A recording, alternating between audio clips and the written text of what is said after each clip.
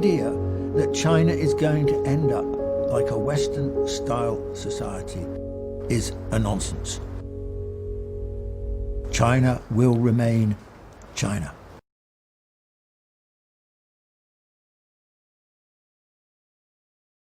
Now, there is a view in Hong Kong that Hong Kong did well in the period before 1997 because it was smart, because it was clever, because it was free, because it could get on with it, because it was with the British and so on.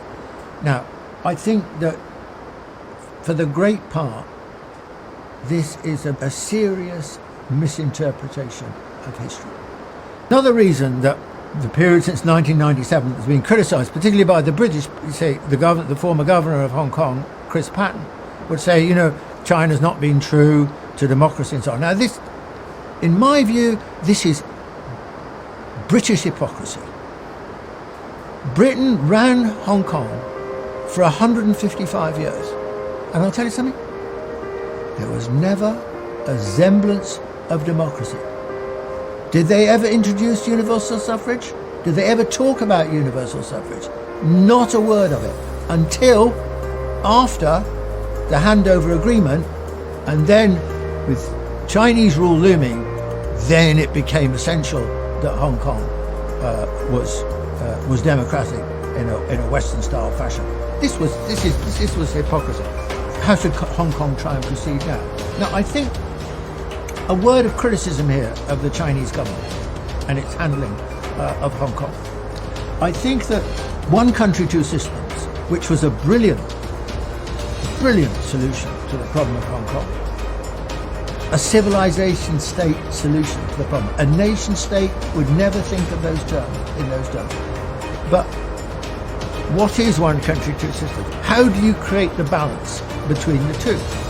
The project in the longer run is clearly to create a more unified country.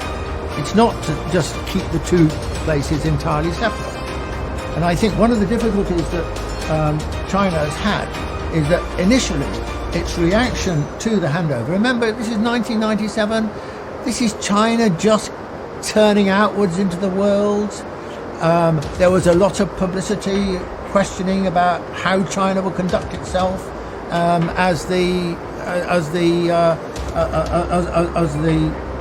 force behind Hong Kong and so on.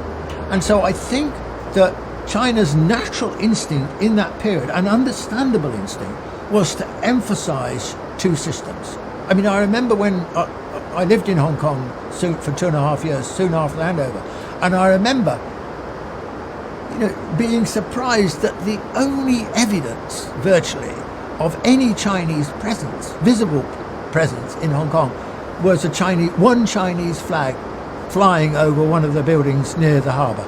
There was just no evidence. Essentially, there was not much change. It just carried on in the old form. And there were two big problems with this. One, the governance of Hong Kong is a colonial governance.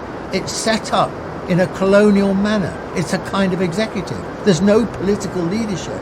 There's no political sense of direction set by a colonial administration, because that's not the job of a colonial administration. That would have been done back in London in those days. But basically the form of government has stayed more or less the same as it was previously. And the second problem is about the economy. Now, contrary to the way in which the British have historically liked to talk about Hong Kong as this dynamic, competitive economy, by and large, that is just rubbish. Hong Kong is a typical colonial economy. It is not a competitive economy. It's a monopolistic economy. It basically preferred or empowered the tycoons to run Hong Kong, to divide up the spoils between themselves, above all in the field of property where most of the money was made. So this is an oligopolistic and monopolistic economy. That had to be changed. That has to be changed. But unfortunately, not nearly enough change has taken place. So my criticism of the Chinese government, it needs to break the situation in Hong Kong, to allow Hong Kong to go forward.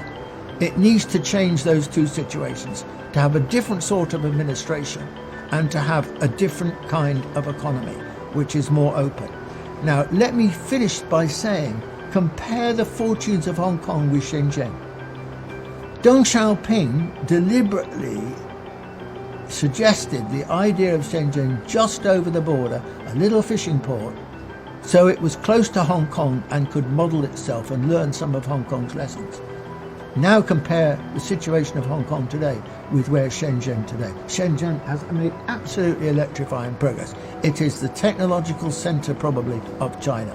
It is the second only to Silicon Valley in its technical competence and innovation. And Hong Kong? There's nothing like that in Hong Kong.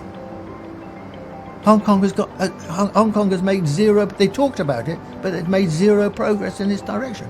I think that the Hong Kong people should press the Chinese government for more rapid integration in China's own plans. So that Hong Kong, rather than just thinking of itself as apart from China, it needs to think of itself more in terms of being part of China. You know, the mentality of the people is we're different, we're not Chinese. Well, of course, for 155 years, they never learned anything about China. They speak Cantonese, sure, but they didn't know anything really about China. They were ignorant about the North. Their lines of vision were all westwards to Britain or the West or the United States later or Canada, etc., and never north to China.